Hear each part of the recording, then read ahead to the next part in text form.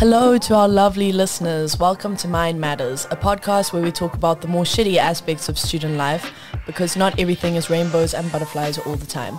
So let's talk about us because shit happens. I'm Jade, a second-year student of creative business from Zimbabwe, and with me today I have Anthony and a special guest, Dominica. Today we will be covering speaking up in your team and how it affects us in various ways. Because at the end of the day, we're just a bunch of students figuring everything out and trying to make our way in the world just like you.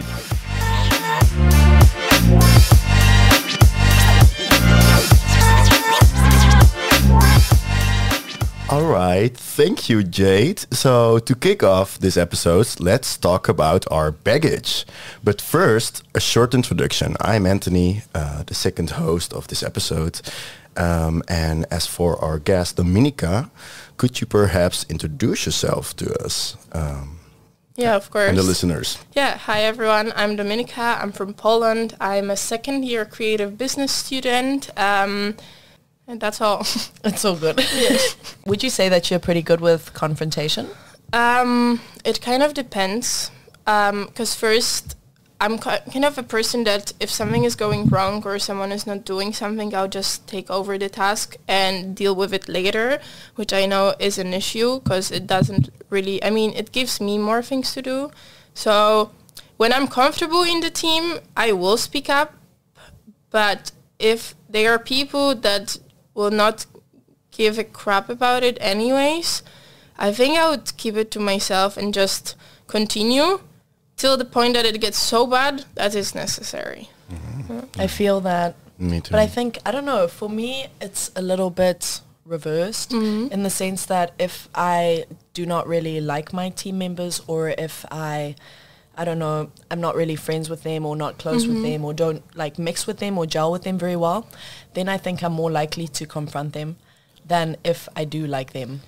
Like if I feel like I get along with my group, like the people in my group I consider, well, not to be my friends, but like we get along and we have a sort of connection, I'm less likely to say anything about their work or to speak up in that sense, rather than if I didn't like them, then I will just not really care and just be like, That is Totally true, but also if I have the feeling that if they are not even my friends, but if I know them, I know how they will react to even bad feedback, and I know that they will not get mad at me because it's just work, and we kind of are trying to keep the friendship and the work separate.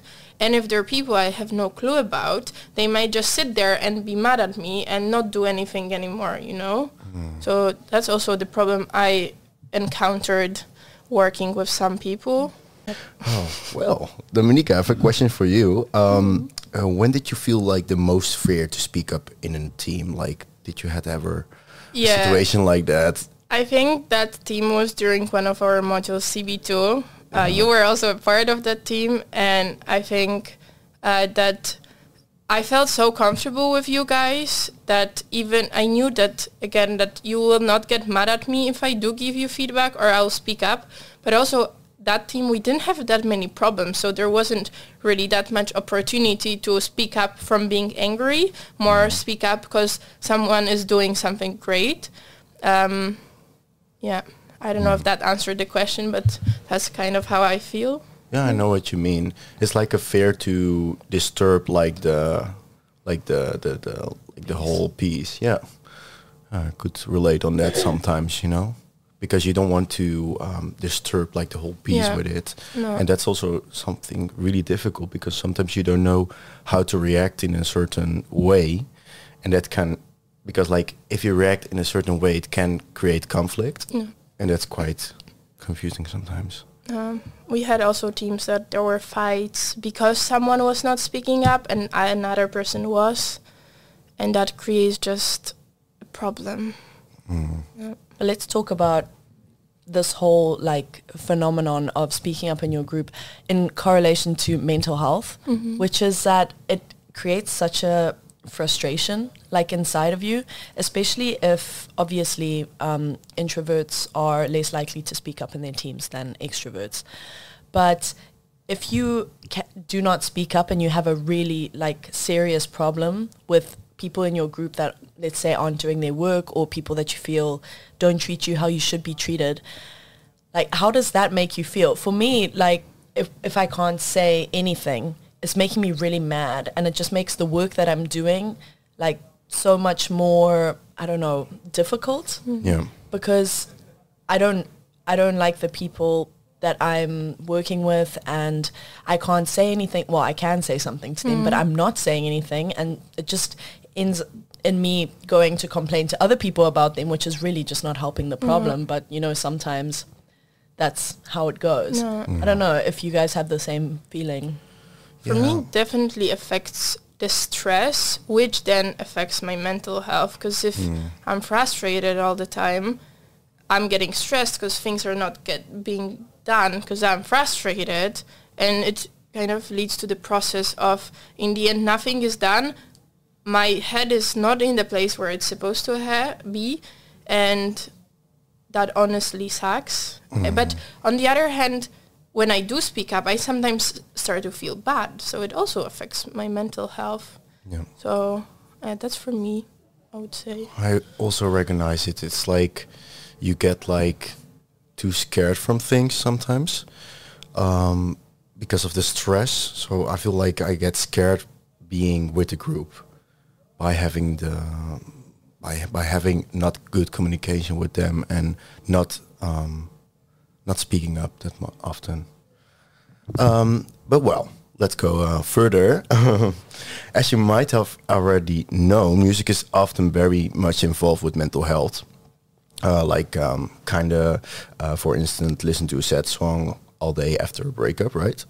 Well, today our guest, Dominica, has brought us their special song who they can resonate with whenever they are struggling mentally. So, Dominica, what song did you bring? For me, that song is This Is the Life by Amy MacDonald. It's very peaceful. It's kind of sad, but not sad, but it just calms me down. Okay. Yeah. Is that an old song? I'm not sure when is it from. I feel like it's not the newest one. Yeah. And why would you choose that song and not another song? Because I kind of feel that the words are quite powerful, and it's also connected to an event in my life that's rather sad, or not even sad, but it's just connected to an event in my life. So it connects you, like the song has just a connection with yourself, and that's why you just feel happy with it.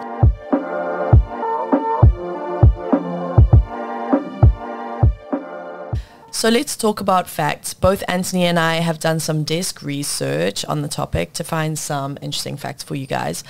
And while we formulated quiz questions that are going to be multiple choice, so if you're listening to this, maybe see if you can get the right answer. So let's get right into it. Okay, so my question for you guys is, what do you think is the main cause of conflict? And A, values, B, information, or C, relationships?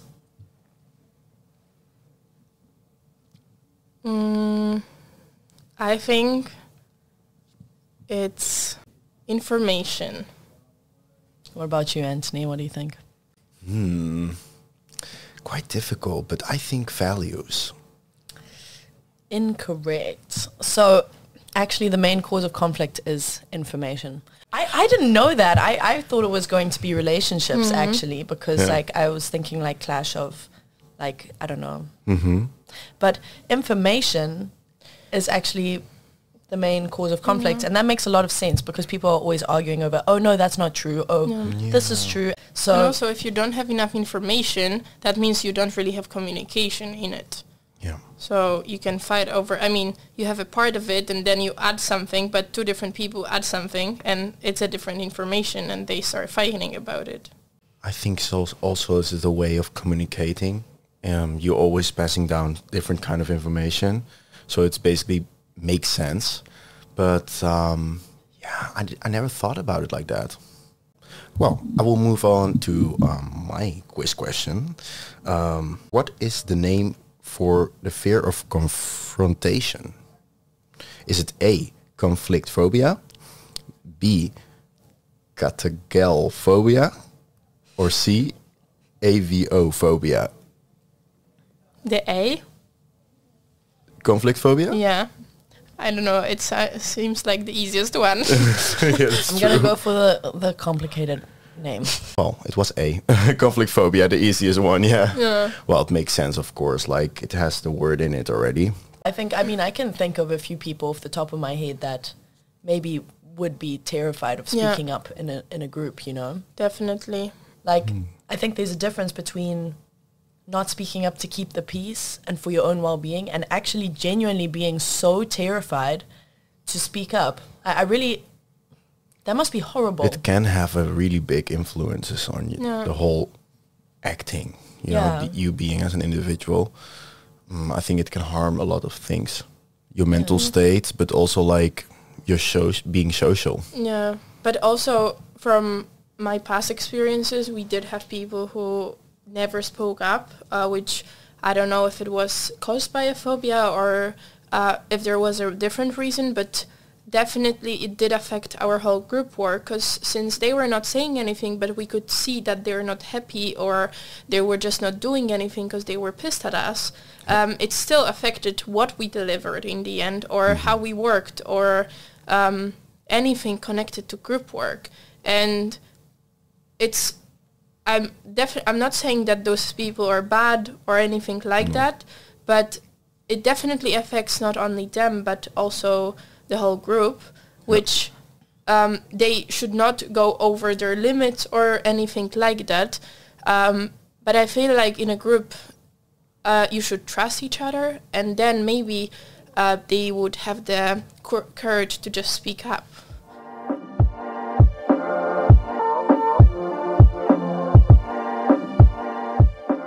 We found a professional in the field of mental health who was willing to help us out and share some of his tips on how to deal with speaking up in your team. So now let's talk about the pro tips. Our professional is Henk Santinga, and he has been a therapist for 12 years now. He's 68 years old and comes from Groningen. His hobbies are fishing and taking care of his wide variety of birds. So let's hear what tips he has for us today. For this week's episode, here are the following tips I have for you on how to speak up in your team. Be confident in yourself. Know what you're talking about. Listen carefully to others and understand what they mean. And lastly, stay calm and don't overthink it. Well, I think it's quite important to be confident, right? And to know what you're talking about, because most of the time, sometimes I can relate with that. I just speak stupid things. I just say stupid things. And that's just... I just speak. Like no, this, I feel, you know? I feel you on that one. Yeah. It's really important to stay unemotional when you are confronting people. I don't know if you guys agree with me on that one. I do, because the emotions bring the hard part of it. I don't know, even when someone, or you start crying, or you start shouting, or your way of saying it already changes, and the perception of it. Yeah, especially anger. Like if you are mad, something that I'm really trying to do, but don't always do all the time, is that if I'm mad, I'm trying to not speak to anyone, go like somewhere else, gather myself, and then come back and try to speak logically and, you know, with a clear mind. Because if I am mad, you cannot think clear. I can't do it. I will just shout and scream, and it has almost nothing to do with the group work now, and it's all just about how I feel, and I feel mad, and I'm just not going to communicate what I'm trying to say in a way that is going to make other people listen to me. So I think that's why it's quite important to not overthink, and also like to give good feedback to each other, because that will solve a lot of conflicts. Yeah, and as Hank mentioned, know what you're talking about. I don't know if you guys do the same thing as I do, but like, I'm going to use an example, like a relationship, right? When you are mad at your partner, and I always have a lot of things to say, and I've actually sometimes wrote down like bullet points in my notes because I know that as soon as I get there, I'm going to forget what I need to say and what I want to say, because as soon as they bring up one, like I've already had the whole conversation in my head, you know. As soon as they bring up one thing that variates from what I expected them to say, now I've just lost it. It's all gone. So true. And I always make bullet points. So I'm just like, I want to talk to you about how this, and this. And I feel like I've never really had that big of a problem in a group, but if I ever had to confront my group, I genuinely think I would make a list in my phone. I don't know if that's my red flag or if that's a toxic trait. Like I have a list of things that I want to talk to you about. Like I don't know if that's particularly good or not, but I mean, it means that I know what I'm talking about, right? I do have to admit I did that once. I wrote down what we have to talk about. It was more feedback on also the practical things or like writing whatever. But I wrote it down because if I would go there, as you said, my mind would go blank and there is no talking about anything. So the bullet points actually helped. It's maybe you not get nervous, you know? You get nervous and you're just like, oh, damn it, I've forgotten everything that I want to say. Yeah.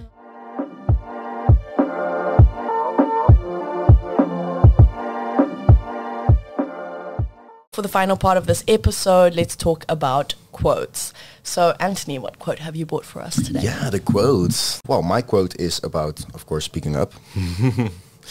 It's speak up because the day you don't speak up for things that you matter is the day your freedom truly ends. Well, basically, it's like maybe a little bit general, but in... it can be like a thing, your freedom in a group, you know what I mean? So that means that you are ruled, well, that you are not thinking about your own emotions, not thinking about your own values. So sometimes it's just really important to speak up, because if you don't speak up in a team, well, you will not have any decisions in it too. And you can't fix what you don't say anything about. So all you're going to do is just be miserable the whole entire module. And probably your friends are just going to get absolutely exhausted about hearing about your horrible group. But what are you doing to fix it, you know? Nothing. Like at some point you have to take it into your own hands. Yeah.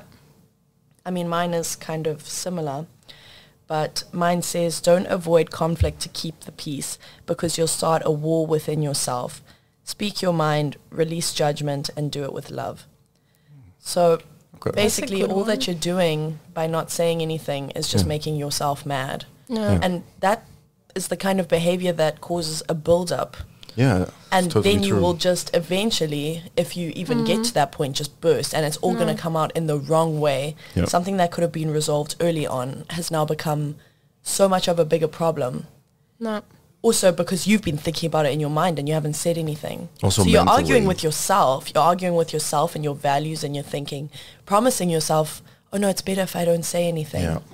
But communication is key. And actually, I personally appreciate it if I feel like my group members are comfortable enough with me to actually say to me, you know what, you're doing terrible. And this work that you've done is not good.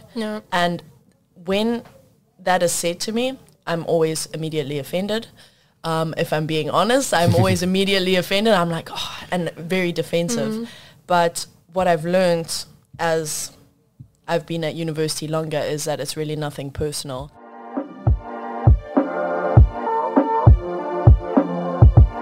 Well, that was it for this episode. We hope you found it somewhat relatable, and we hope that it helped you guys in some way, because I think it kind of really hits home for all of us, this episode. Speaking up in your group, it's terrifying. I think almost everyone that has done group work has had to, well, probably had this internal kind of conflict in their brain. Should I speak up? Should I not speak up? So we hope that it helped you and that our tips from Hank were useful. Thank you so much, Dominika, for joining us today. Dominika. Thank you for having me. Of course. And of course to our listeners, thank you for listening to our episode. Next time we will be talking about making friends, so stay tuned. Goodbye. Thanks for listening. Bye-bye. Bye. Goodbye.